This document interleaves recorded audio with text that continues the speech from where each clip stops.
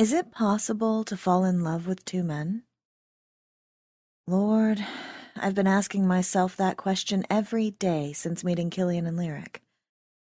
From the moment Lyric's jacket fell around my shoulders in the park, I've been hooked. Killian's eyes crinkle in the corners in a way that always steals my breath away.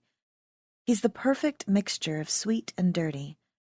Wow, the things he says, it's almost too much. I can't get enough. Lyric is the quiet one, but so deep. When he speaks, I want to hear his every thought.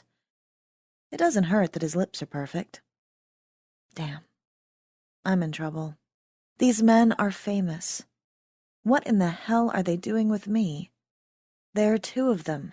That's twice as many women they should want besides me. They keep showing up. I keep letting them in. What will I do when they stop?